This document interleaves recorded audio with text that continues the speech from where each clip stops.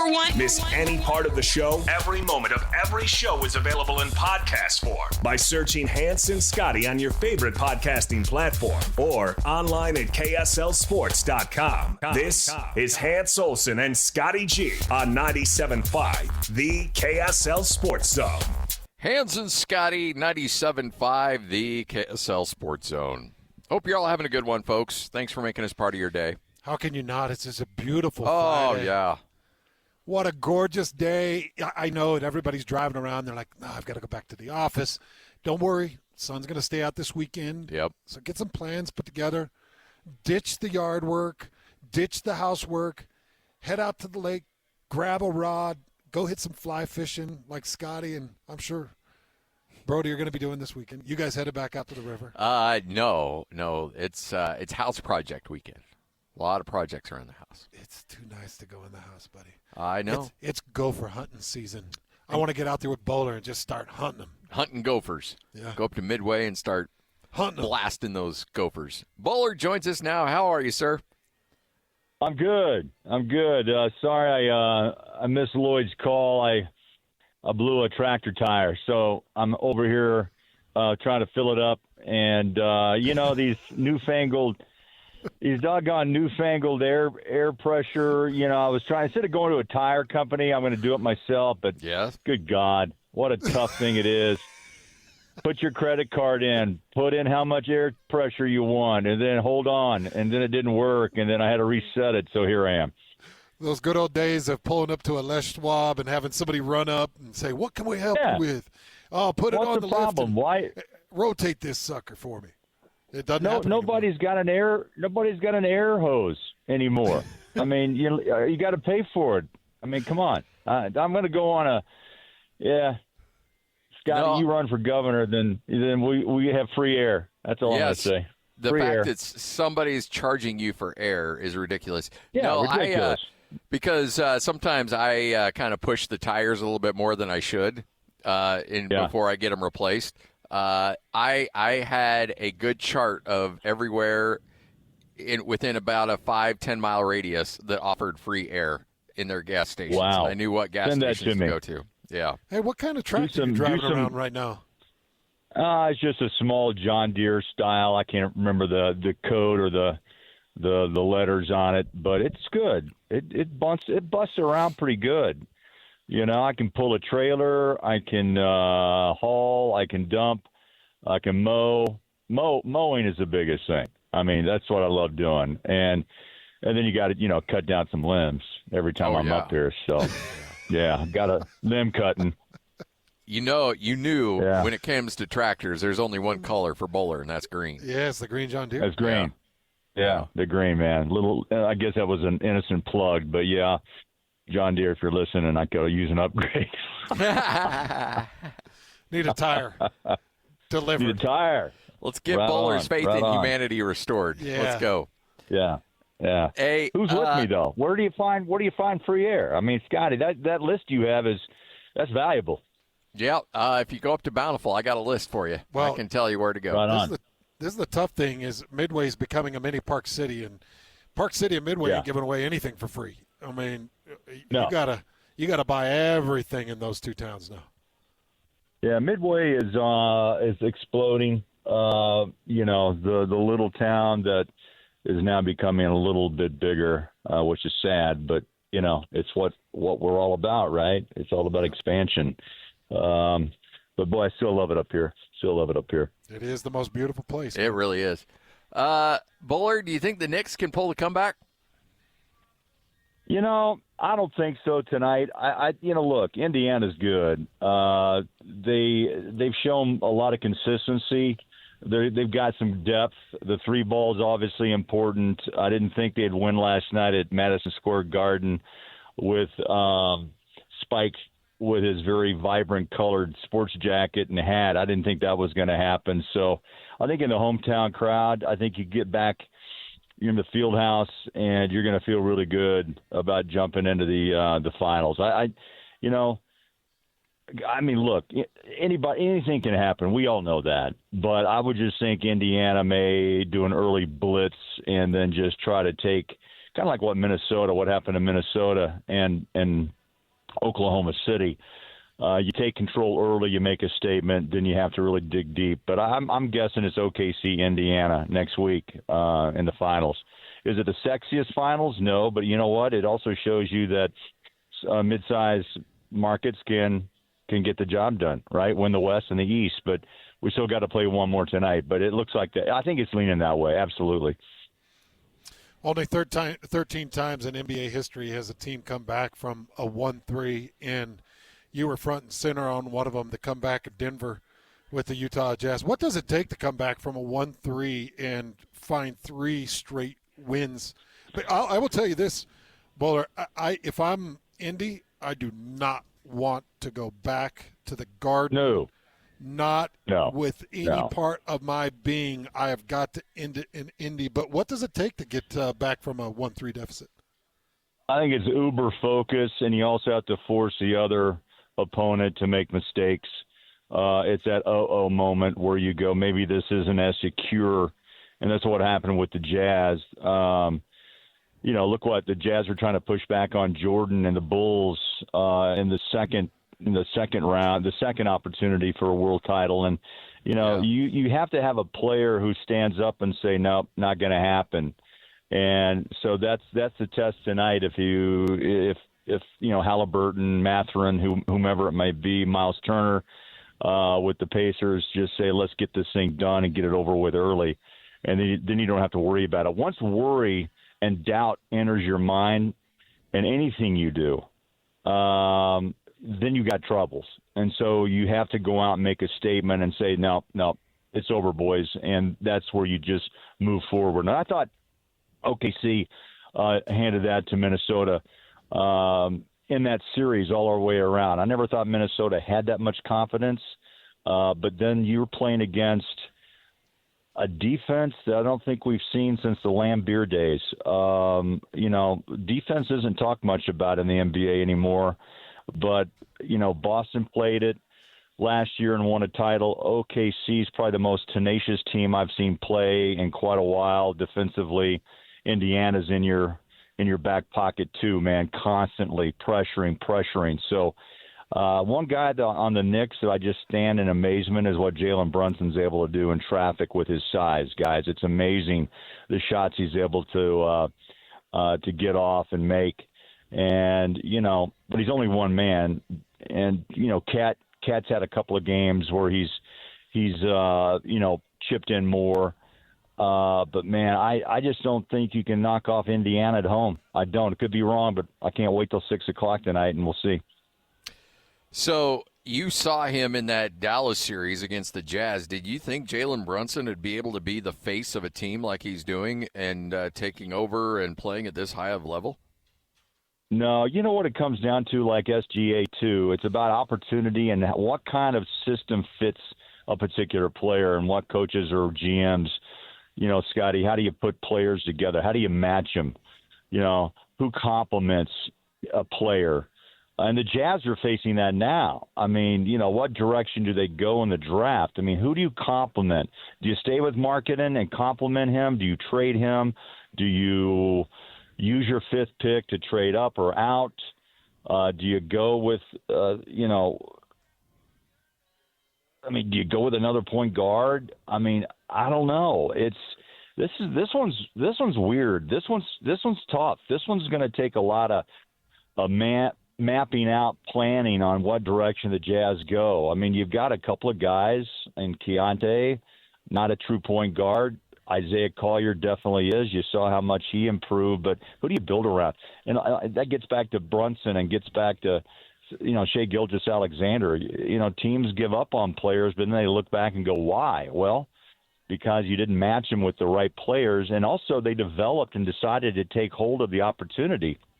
And as you know, in the high-level athletic world we live in, some guys decide to be a leader and take charge, and some guys decide to wilt and go away. And I think SGA and Brunson are quite similar in the sense of taking advantage and becoming a team leader. And everyone says, "Hey, follow me," and that's what they're doing. You look at OKC, and on every post game that they do it as a team.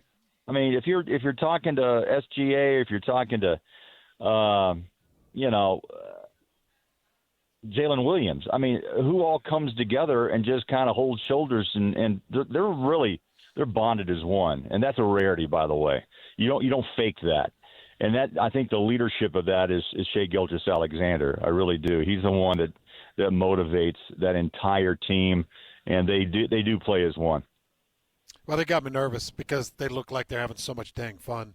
You talked about their group interviews where one is talking and 4 or 5 will come up and kind of lock arms and give them a hard time. And Holmgren, Skeletor will come in there and bump people around. And you're just like, this group has got me nervous, Buller. And I've been talking to Scotty about this a lot because these guys range from age 22 to 26.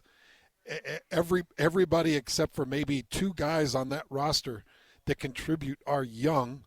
And if they come together with a little bit of intelligence and say, hey, we'll take some hometown discount, let's all stay together, this could be a good team for a long time, Boulder. And spot on. Could be the next Golden State type of regime, right, where you are able to keep the pieces together, make everybody happy financially.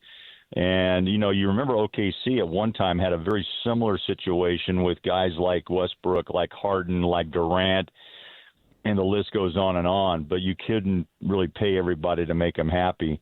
And they busted and went their separate ways. That's the challenge for any GM now. Can you get a group of guys together?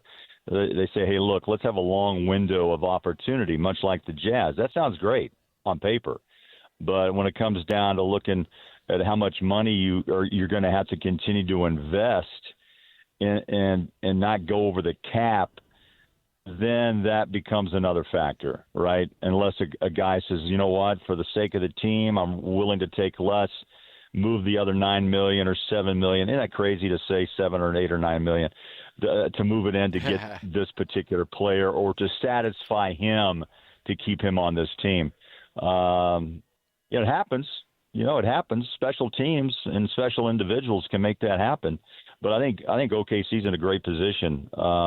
You win a title this year, I mean, they're going to be tough for 5 more years and then some. And, the rest of the West is aging. But OKC and Houston right now are teams that are growing rapidly, and OKC's on the brink of a title. And it's going to be fun to see how they do keep them together. Craig Bolerjack joining us, 97.5, the KSL Sports Zone, as the offseason's here for the Utah Jazz, but certainly should be an interesting one. Shams over at ESPN dropped a line, and granted it's ESPN, and ESPN loves their hyperbole, but that being said, he said this could be the craziest offseason in NBA history. Do you get the vibe that things could get turned upside down a bit? I do. There's last chance superstars looking for one more opportunity, and that means Durant. That means Paul George. LeBron, I guess he opts in. Who knows? But I think you're looking at an end, a soon-to-be end of an era of some great players, but also the rise of some pretty intriguing individuals as well. It's all about give me one more chance, right? Let's play it forward one more time, and that's where you get into trouble if you implode. Then the restart is big. Maybe not for the bigger markets, as you guys know, because the money's there and the free agents will land. But I just think there's going to be a lot of movement. I have no idea what the Jazz will do in the sense of the kid, Jeremiah Fear, another point guard. The trickle-down effect, guys, what happens? Do you really decide to move on from Keontae? Do you say, hey, Isaiah, we like you, but as a backup, you sign Walker Kessler to his next contract. Do you move Markkanen? Do you keep him? Has Markkanen reached an age now where he doesn't quite fit in the rebuild and they have more to do? And, he may get antsy. I would. Who wouldn't? Oh, yeah. I like the money's great, but at the same time, if you're in this league, what do you want to do? You want to win. And I just think it's the Jazz are going to be one of the busiest teams. I don't know in the sense of trades, moving players in and out. Look, they don't have a lot of room unless they cut and decide not to pick up player options or their options? Do you move a Johnny Juzang? Do you a Micah Potter? How do you open up space on rosters, right? Well, you got to make some tough decisions. And I tell you, there's a lot of GMs that have made those tough decisions. And Danny Ainge has been in position before in Boston on making some really tough decisions in the 11th hour. And they're making some big moves to bring in hope and opportunity. So, the Jazz aren't alone. There's a lot of unhappy teams in the league right now, in my opinion. And my biggest question, guys, I just wonder if Dallas actually hangs on to Cooper, or if they've got, do they want to move ahead and try to win now, or are they going to, with Kyrie's injury, that probably put them another year or two behind the 8 ball. But I mean, Anthony Davis isn't a young guy, So I don't know. It's going to be interesting to see how these draft picks 1 through 5 line up, and actually which of these players land. Where does Flagg? Where does Harper? Where does Ace Bailey go? Does Philly move Paul George? That's the big kind of rumor right now too, is they want to move away from George. Who's 14 years? All these guys are kind of bunched up in the same group, like Harden as well. So. Gosh, I think it's going to be very active. I think the Jazz could be very active as well. I'd be surprised if they're not, but at the same time, I've been wrong. I've been surprised where they just stand idly by and maybe just go on the current direction of the rebuild. Fans may not like it, but Ryan Smith's going to make the final decision: move forward or stay on course. And so that's kind of the way. I'm just kind of waiting to see how it pans out. Can't wait about less than a month away. We'll get a lot of answers. Hey, Bowler, who was your favorite team to call in the NBA? In the years you've called for the Jazz? Which was your favorite Jazz team? Oh my gosh. I'm talking personalities. God, there's been so many personalities. Yeah, I mean, there's so many. I think the guy that really lit it up in the sense of just being, I love JC because, he likes to light the flame. But I'd say Memo, the money man, there was just some hilarity with the way he blew on his fingers after knocking down the triples. And then Larry Miller came to me and said, Bowler, you need to cool it on the money man because his contract's coming up and I got to pay him. Then he laughed and said, I'm just kidding. Do what you do. Keep doing what you're doing. But he looked at me straight face and I thought, oh my God, the money man's going to come back to haunt me. But Memo's a real deal. Memo's a real guy. And you know what? He loved to play. The Achilles came way too early, but he was just a fun guy to be around on the bus, on the plane. He enjoyed every minute of his career, and he was just it was a joy to be around. And when I see him, it's like nothing, no time has passed. It's just the same thing. He always walked up to me and, hey, money man here. And so, I mean, those guys, John and Carl, I didn't call, but to cover them in the days of the finals, you get to know them because of who they are, and you know what, the persona of greatness of what they do on the floor, but you also kind of understand who they are off the floor, and that's a privilege because they're human. They're human like us, and money is great, but they still have a personality, and sometimes they share things that are going on in their lives, and you have to appreciate that too.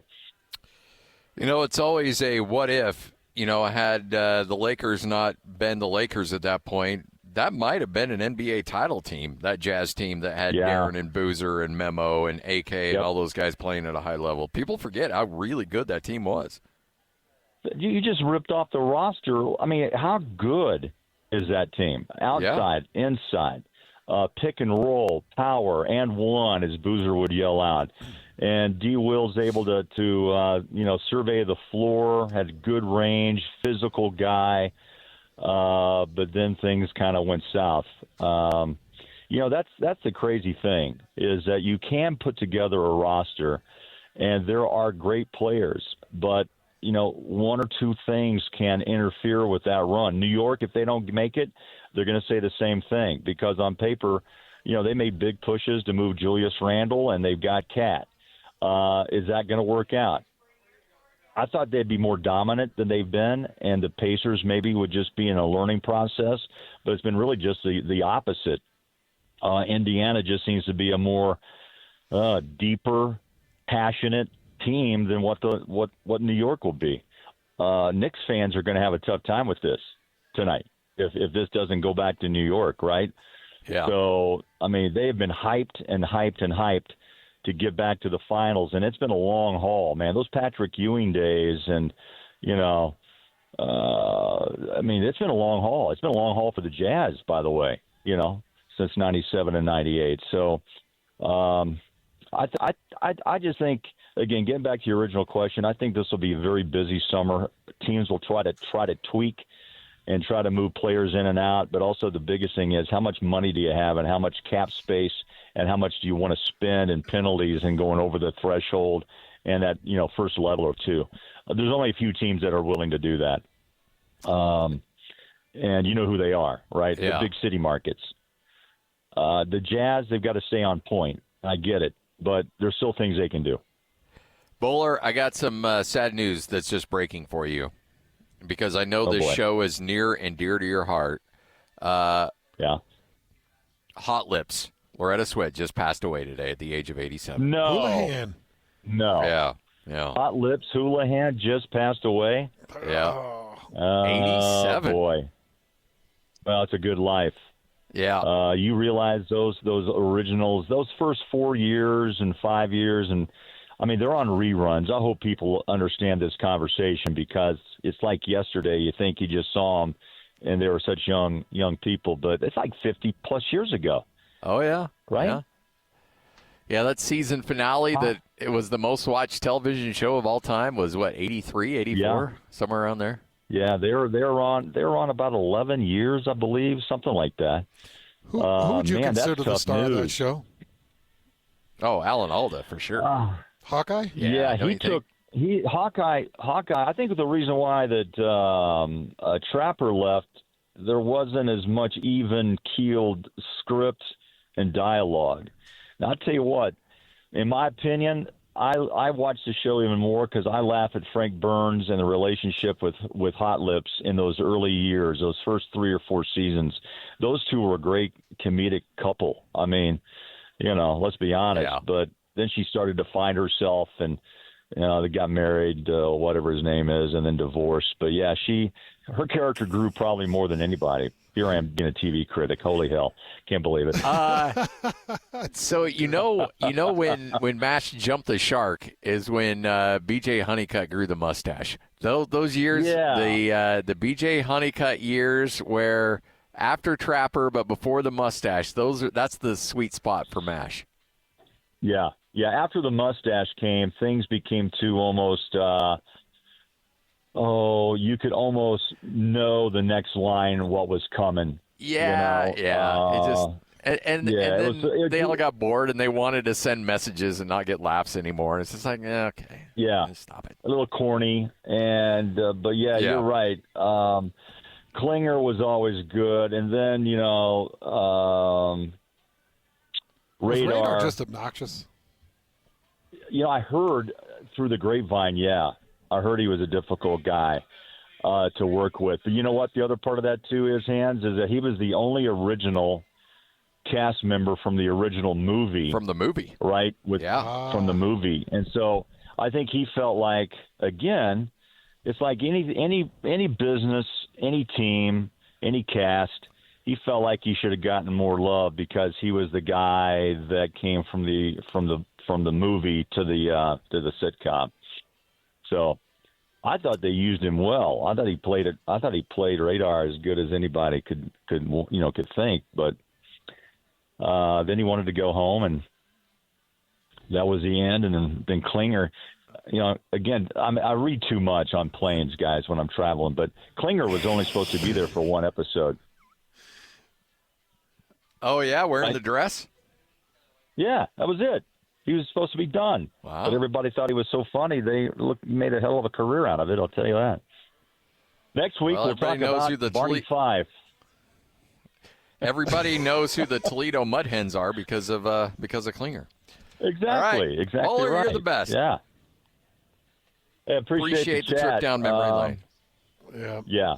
Next week, Andy Griffith, whatever you want to do. So, can't wait for draft night. And I'd say, Jazz fans, let's just say buckle up. It could be intriguing. I don't know what you guys think, but I'm feeling it. I'm feeling some intrigue. Is this Bowler just feeling or Bowler knowing? This is a Bowler feel. All right. I know nothing. I know nothing. You're going to go Colonel Klink on this one, huh? There we go. Yeah, there you go. I know nothing. But, I got a gut that I just think that there's a lot on the line. You got hockey. You got an arena being refurbished. You got downtown growth and what they're trying to do downtown. Now, there's pressure, man. You want people in the building. You want people in the stands. I think Jazz Nation was patient this year. Do they push another year ahead with another, thought of maybe grabbing a one pick? It didn't work this year. I don't know. I don't know what Danny wants to do or if Ryan's bought in, but we're going to find out. You're the best. Bowler, thank you. All right, guys. Talk soon. Craig Bolerjack right here on 97.5, the KSL Sports Zone. It's time to saddle up and talk about the winners and the losers. This is the good, the bad, and the ugly. Now, here's the good.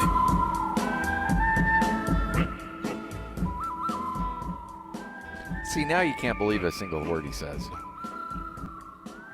It's true. I meant every word I just said. No, you did not. Absolutely. I appreciate everything both of you do. You guys are amazing. I'm serious.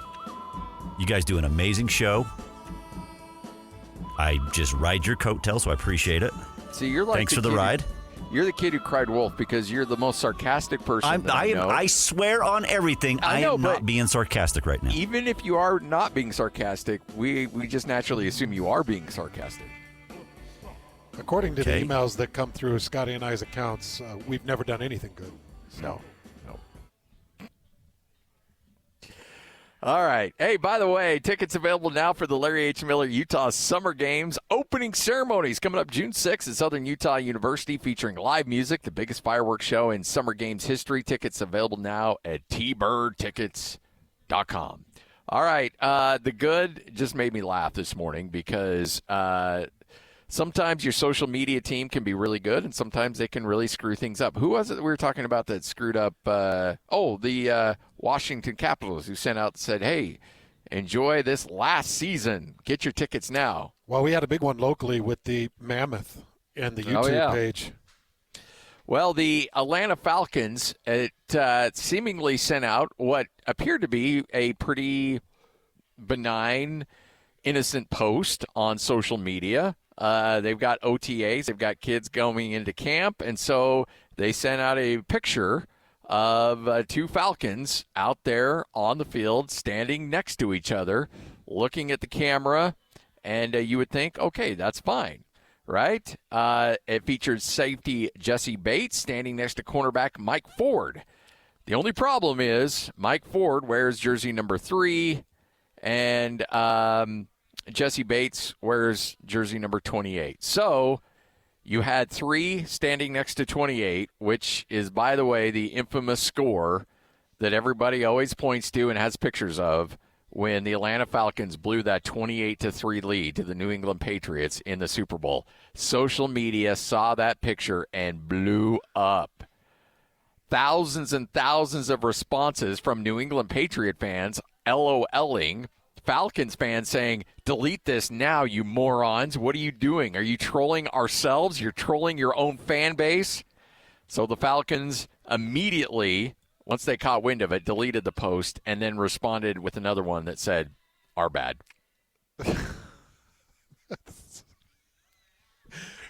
2 minutes left in the third. You're up 28-3. Yeah.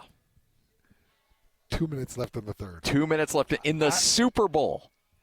Was that Pete Carroll that was coaching? Yeah, it was. Is that Pete Carroll and Chip Kelly? Chip Kelly was the OC. Okay, now you're just trying And to they're be, like, you're just you know trying to what? be hurtful right now. We would have won that game had our running back had a better stance at the snap. Oh, my gosh. Oh, no, wait. No, that was Pete Carroll called the run or the pass when it should have just been a run. No, that wasn't Pete Carroll. Don't you put that evil on Pete Carroll. It was Pete Carroll. No, Pete Carroll was the head coach. It was the OC. Yeah, but Come on. Pete Carroll is ultimately responsible. That's a lack of institutional control is what we call that. Well, so what do you do with your social media manager? You have a good laugh about it and just That's it. you just have some fun. You're like, You just didn't see it, did you? No. Well, now you never do it again, will yeah, you? you're not going to screw that up again. Now, if you're the group that sent out the tweet on the Ovechkin thing, then you might have to have a little bit of a conversation with HR. That's a bad one. Yeah. This one's pretty innocent, but just own it, have some fun with it. All right, there's your good. Let's get to the bad. Now the bad. So, Scotty, we've got a growing problem in Major League Baseball, in professional sports altogether, but this is actually getting pretty serious. It's getting really serious. Yeah. So Lance McCullers, who is a pitcher for the Astros, and we talked about Liam Hendricks, who's a pitcher for the Boston Red Sox. These guys are getting DMs through social media accounts. I don't know if it's Facebook or whatever, Instagram. I don't know. And there have been death threats on them. But Lance McCullers just got death threats on his 5-year-old kid specifically and his wife. And, you know, there are different players like Riley Green with the Detroit Tigers. He made it public that every social media account has been deleted. But let me tell you where this is becoming a problem. So I've told you, like, just avoid social media altogether. Delete it if you have to. Well, the Astros are taking this very serious. And the ownership group of the Astros is now patrolling McCullers' home 24/7 because they're worried about the family. The kid overheard mom talking about the death threats on the kid. The kid's worried about it. Mom's worried about it. It's becoming pretty bad. And this is what part of the story caught me. It's the gambling that's getting it. Yep. And that's where I'm worried. We were just having a conversation with a buddy of ours in regards to another area of life that is not going well and how people will just get to the end of their patience and do something really stupid. Yeah, and they'll feel like, what am I doing anyways? Yeah, yep. And somebody makes a bet on a team, $8,000, $10,000, $50,000, whatever, some type of life-altering amount of money, and they lose it because of a pitcher, because of a reliever, or just because of somebody starting on the mound and they start off first inning giving up 4 runs, and somebody's just done. They lost their money. And what are they going to do? They might do something stupid. Yeah. And now it's like, I don't know, these stupid social media people, they don't have a name, they don't have a face, they're just throwing out. But now, if I'm a quarterback in the NFL and I throw 3 picks in a playoff game and I get a death threat that's got a name or an image attached to it, now it's like it's getting real. Yeah. And that's the side of this that I did not see coming. We debated whether or not legalizing gambling you destroy your life. Okay, that's your call. You're a moron. But if you're going after somebody else, that's something completely different. And but I've talked to, I'm on the road with Utah State players, especially in the basketball side, and every now and then they'll show me some of the DMs they get after a game. Mm-hmm. And first off, it's disgusting what people will say. It is. To anybody, let alone a 20-year-old college basketball player. But guess what? And they've told me this, that a good 75 to 80% of the negative DMs that they get are about gambling. And this is Utah State. I can't imagine what it's like when you're a Major League Baseball pitcher or you're an NFL kicker, and you miss a field goal or, something along those lines. The responses people get from gambling is ridiculous. Well, let me tell you what made me sick about this. So I mentioned Riley Green, who's been very vocal. he plays with the Detroit Tigers. He's been very vocal about deleting all of his social media. Yeah. Well, it's those guys that really worry me, because what if somebody really is after some way to hurt him? Yeah.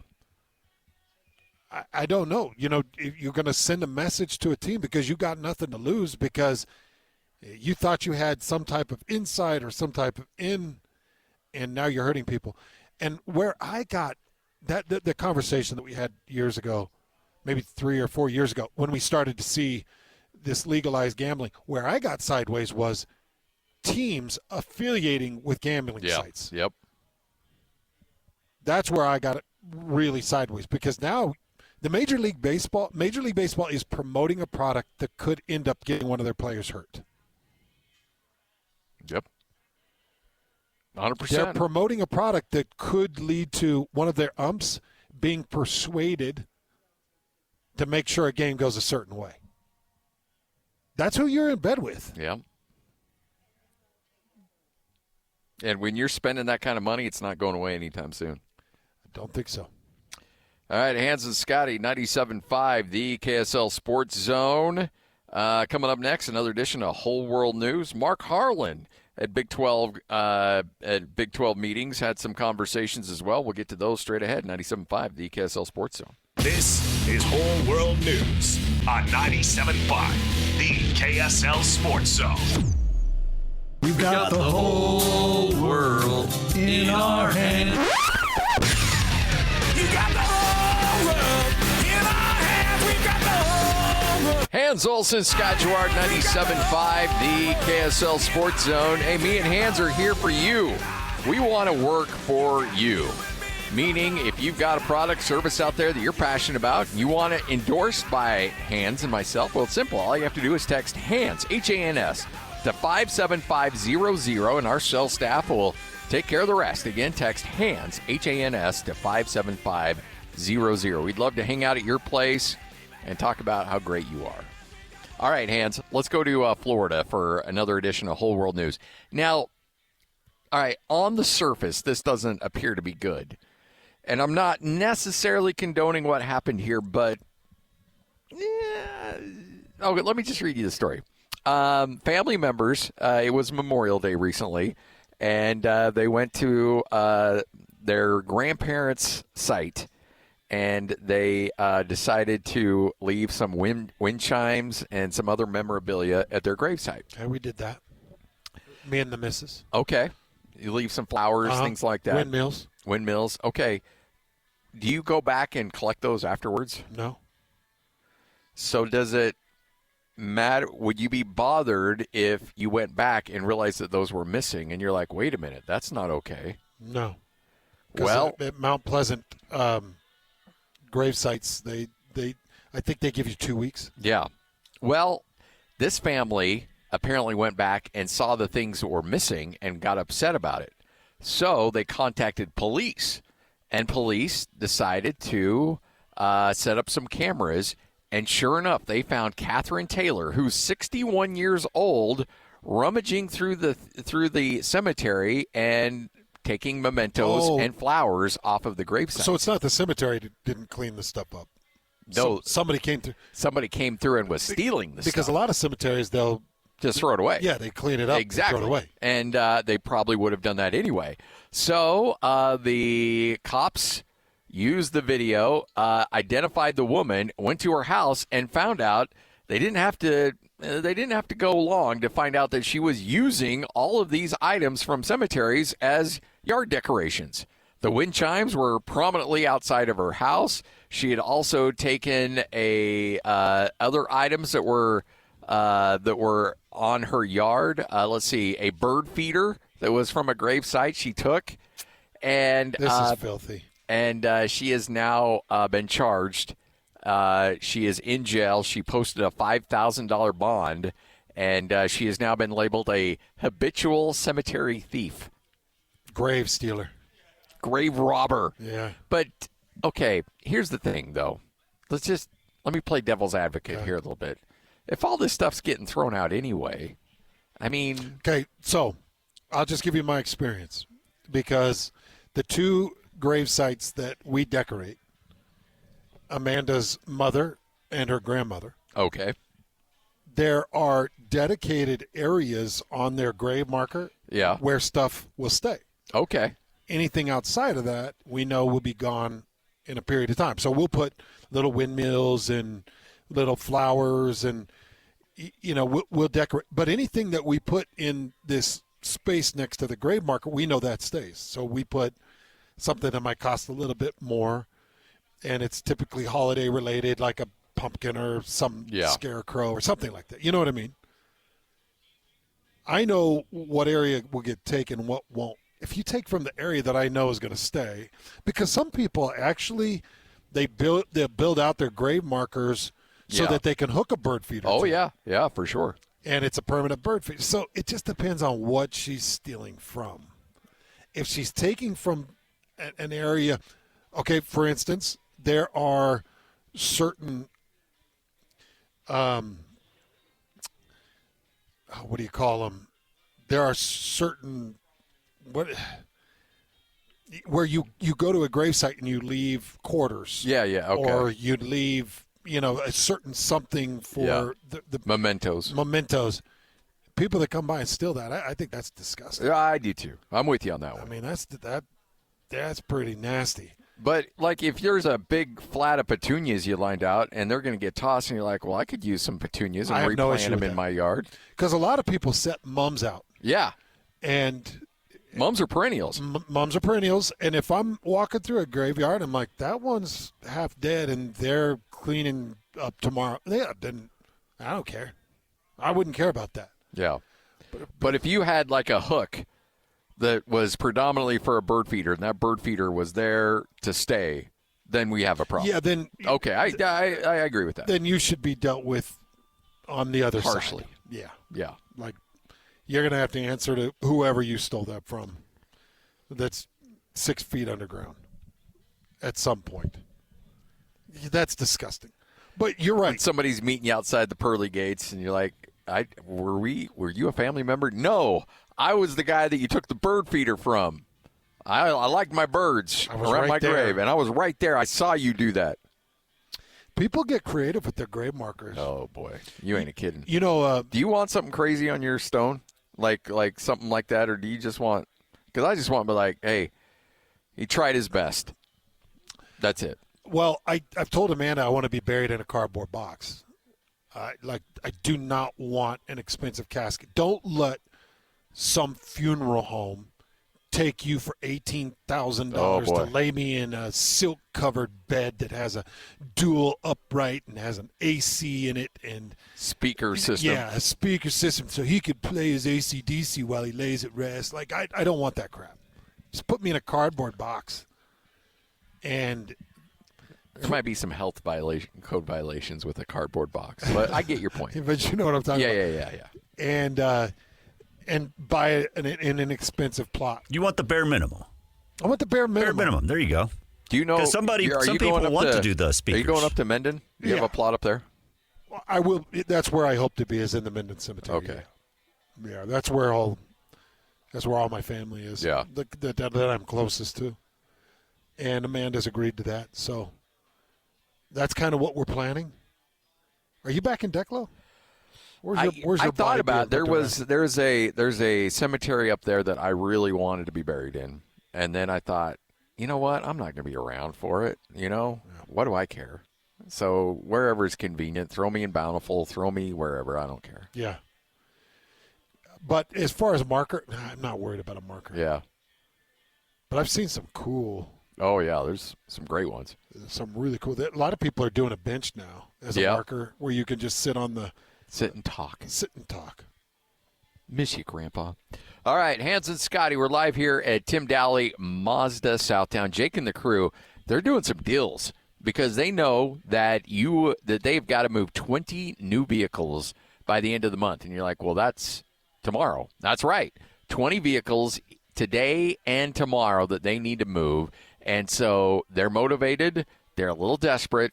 and they're willing to do just about anything. All you have to do is stop by here, the Southtown location on Automall Drive. That's the only location you need to be going to because Jake is here. Jake and I and Hans, we've known each other for a couple decades now, and we know he's going to take care of you. He takes care of us, but he takes care of our family, friends, listeners. You come in here and say, I want to talk to Jake. He runs the show, but he will spend the time with you individually to make sure you get the deal that you want. And it's the whole family here. Chris is one of my favorites. You know, we talk about Andrew back in parts and service. Yeah. Mark, I think, is working finances now. Didn't they put Mark on finance? I think so, yeah. These are just good people. They're part of Scotty and I's family. You know, we've had them as on-air family for a lot of years. And if you go back to our relationship with Tyler, you know, you are talking about nearly 20 years. Yeah. Of on-air relationship that these guys have taken care of our vehicles and our families and our friends and hundreds and hundreds of our listeners. So if you're in the market for a vehicle, you need something, come in, put a number on the table, let Jake see if he can hit it. Yep. And there's a good chance he's going to. And you're like, well, you know, I'm upside down or I'm in a lease or I got credit issues, whatever. Hey, guess what? Everybody's got a story. Nobody's going to judge you. Come in here, tell them what's going on, and they'll figure out something to get done for you. It's all here at Tim Daly Mazda Southtown, 97.5, the KSL Sports Zone.